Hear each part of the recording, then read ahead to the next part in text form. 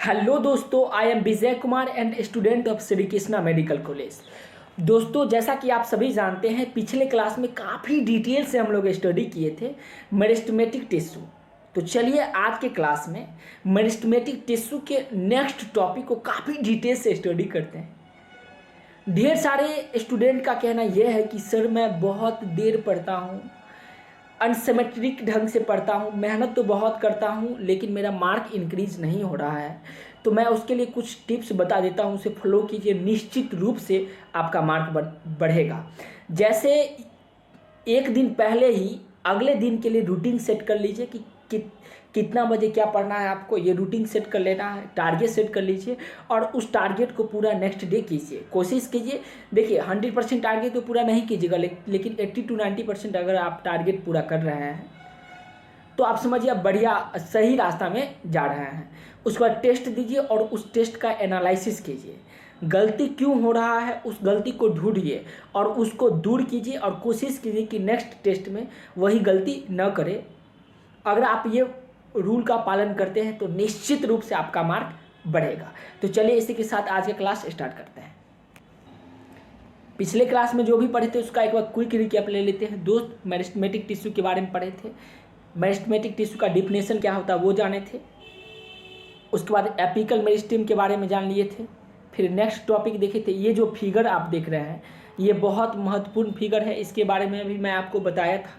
इसका नामांकित चित्र बोले थे आपको लिख करके, और एक पेज लीजिए, उस पर लिख करके याद कीजिए। एपिकल मेरिस्टेम और shoot apical meristem and root apical meristem दोनों का फिगर दिया गया है।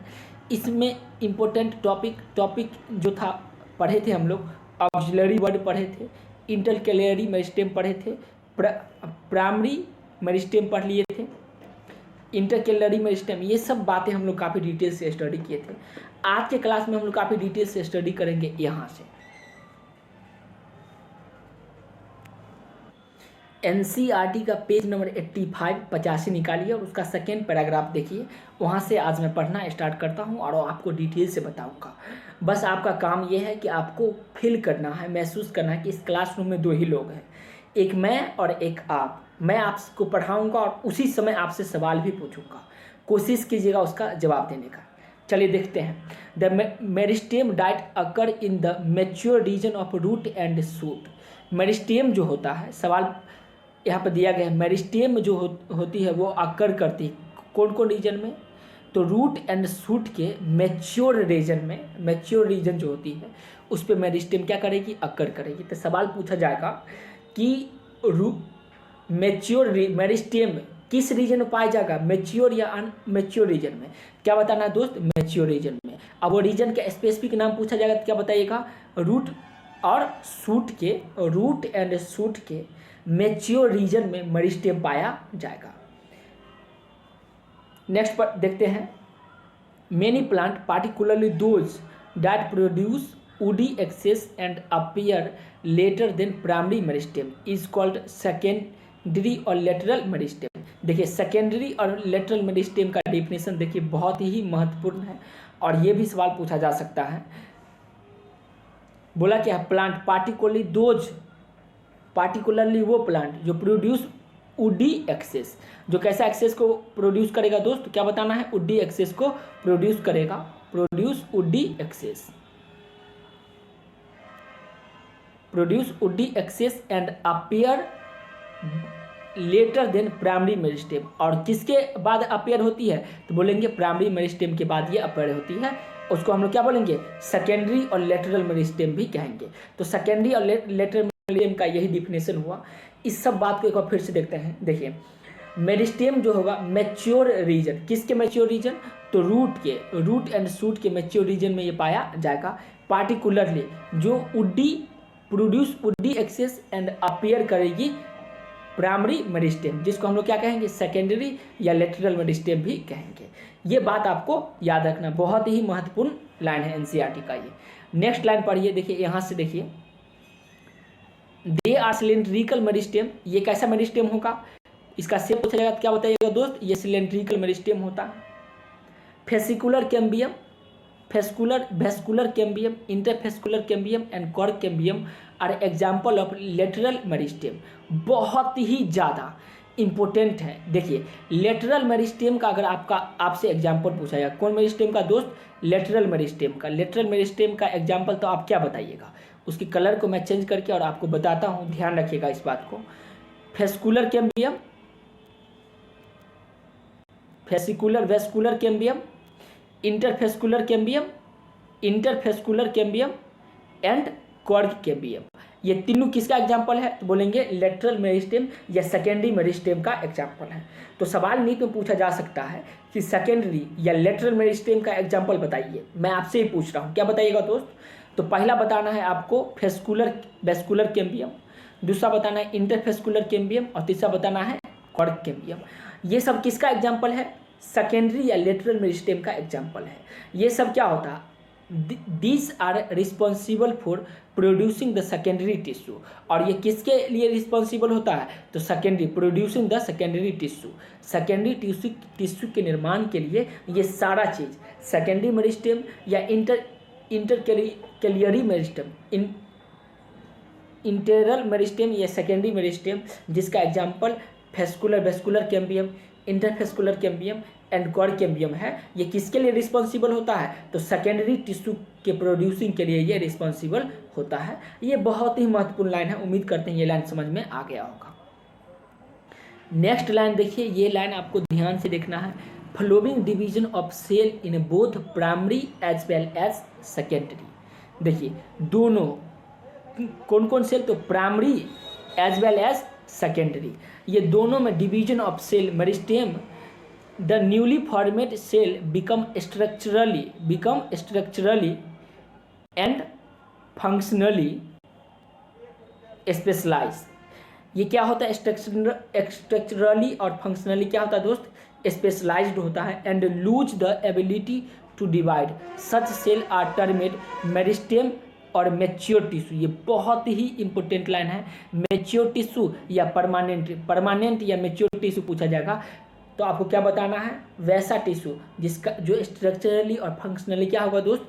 सेम होगा और ये अपनी एबिलिटी को डिवाइड करने की एबिलिटी को खो देगा, उसे क्या कहेंगे? परमानेंट या मैच्योर टिश्यू कहेंगे। परमानेंट, कोई चीज़ परमानेंट हो जाता है। जैसे सुने होंगे कि वो स्टूडेंट फलना कोचिंग में जाकर परमानेंट हो गया है, या वहाँ पे जाकर के वहाँ पढ़ के उस यूट्यूब चैनल पे जाके पढ़ के या वहाँ से पढ़ के वो क्या हुआ? मैच्योर हो गया है। जैसे ड्रॉपर जो होता है वो मैच्योर थोड़ा सा हो जाता है एज रिस्पेक्ट टू फ्रेशर, क्योंकि उसके पास एक्सपीरियंस होता है, क्योंकि उसमें डिवीजन करने की कैपेसिटी क्या करती है दोस्त? लॉस्ट कर देता है। तो वैसा सेल जिसमें डिवीजन करने की कैपेसिटी क्या कर दे? लॉस्ट कर दे, उसे हम लोग क्या कहेंगे? उस सेल के ग्रुप को हम लोग क्या कहेंगे? परमानेंट टिश्यू कहेंगे या मैच्योर टिश्यू कहेंगे, और उस सेल को परमानेंट सेल या मैच्योर सेल कहेंगे।